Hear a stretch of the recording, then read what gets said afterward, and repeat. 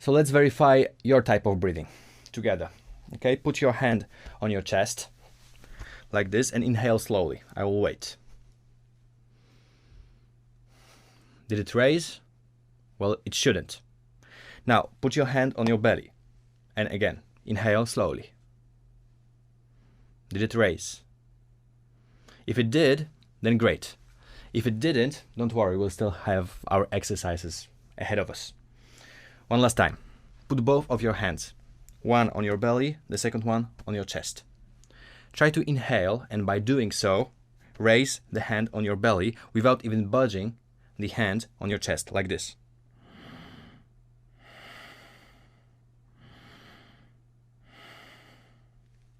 Well, this is basically the diaphragmatic breathing. This is our end goal.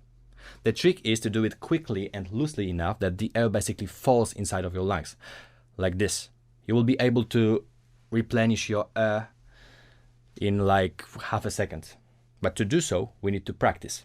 Let's go to the exercises.